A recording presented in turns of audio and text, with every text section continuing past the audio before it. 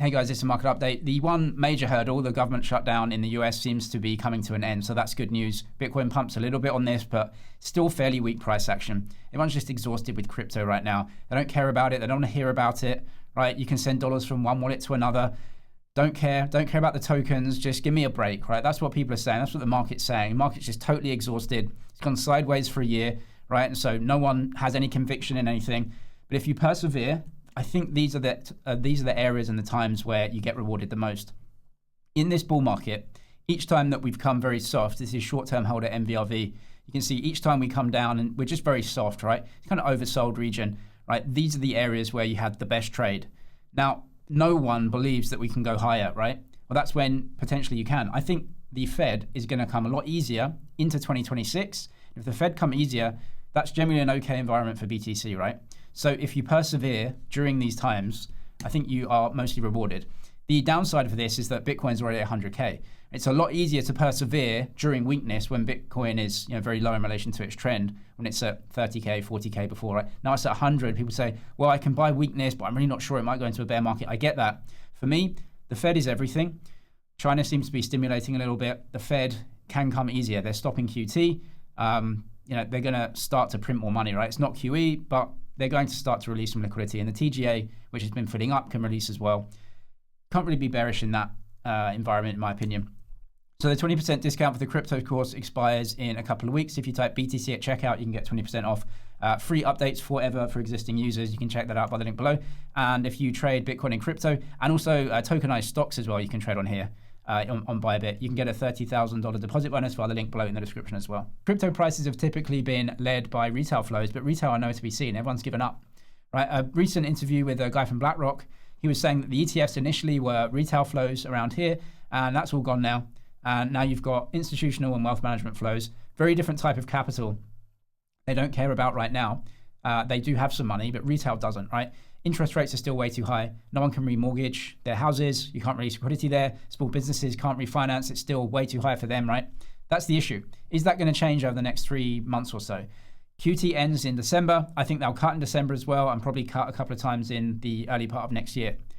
So if the Fed is coming easier, I think that markets can stay okay in that environment. But retail's not here. You need a broadening out of the economy, right? And you only get that with lower interest rates because no one can refinance. There's no money around right now. I think that will change a little bit over the next 3-4 months, right? A clear path to stake digital assets. Great news. No one cares about it. Prices don't go anywhere just because you haven't got the liquidity right now. Bitcoin is underperforming. It's underperforming gold this year and the S&P and the NASDAQ. It's basically a bear market if you underperform the S&P, right? The whole point we buy this thing is we want to outperform the S&P. If you have an asset with an ARR higher than those 3 assets, gold, NASDAQ, S&P, and it's underperforming, that's when you make your returns, when you have to buy it. So you have to stick around.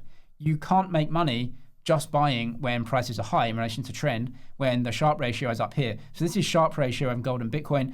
When Bitcoin's Sharpe ratio is very high, you're looking at that historically, which is actually ironically not a good time to buy, because what it's saying is the price is super, super high in relation to trend. What you want to do is collect and accumulate when the Sharpe ratio is actually a little bit low, because it typically then bounces higher because the asset is growing. This is when you buy, right? And I get it, the price is nominally higher, so people are just unsure. But you have to forget that and just say, look, institutions are happy to buy this 100K. As always, downside is 50%, but you can have a big upside move if things change a little bit and liquidity comes back in. If you look at a lot of market sentiment surveys right now as well, they're absolutely through the floor. Like, people are devastated, and it's interest rates. Most people care about interest rates. They don't care about the S&P going higher, right? Interest rates are too high. You can't get a mortgage. The payments are too much because the interest rates are too high. This is an issue. Small businesses can't refinance. You need interest rates to come down to improve sentiment, to improve liquidity.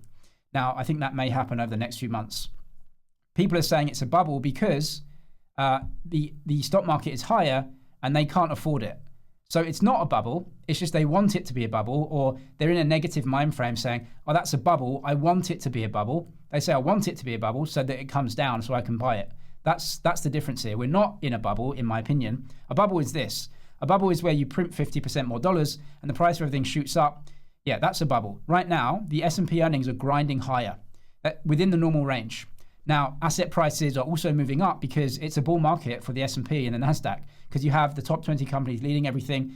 Their earnings are doing well, and this is huge capex boom, which they can raise any amount of money that they want. That's not a bubble, in my opinion. Right? This is a bubble. This isn't.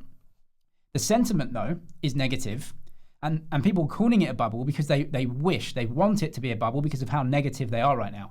If something's doing well, the human condition is saying, oh, that I don't like that thing, right? So to see the market doing well, that's a bubble because I don't want it to actually be doing well because I feel bad about things right now, right? So I think that's the sentiment, because interest rates are too high, and that's the thing that affects us. That's the thing that affects most people, right? If interest rates are lower, you're getting a mortgage on a new home, you feel hopeful. So that's the issue. It's interest rates, and they have to come down to continue this bull market for BTC, which is obviously very sensitive to this stuff. What we need to focus on is this blue line here, which is the TGA. Look, it's been filling, and I think this will just start to release some liquidity into the market over the next few months as well, now that the government shutdown seems to be over. So I think that's fairly good news over the next few months. Like, I think the macro is fine, and the setup is quite positive. But interest rates have to come lower to get the majority of the market feeling a little bit better about life, and not having these crazy interest rates that they have to pay on their mortgage and everything else, and to try and refinance. So I think that has to happen, and I think that will happen over the next few months. But it's going to be very slow. Look, the Federal Reserve could soon start expanding its asset portfolio again. QT is going to end. They're going to start to print money again. No, it's not QE. No, it's not duration. I get that. But look, any amount of money printing, I think, just finds its way out into some, hopefully, more liquidity in markets, which puts the sentiment up again. 20% discount for the course expires November 24th. BTC is the code. You can find the link below. And 30,000 deposit bonus on Bybit if you're a new user there. Link below in the description as well. I'm James. This is MoneyZG. Cheers for watching, and I'll see you in the next one.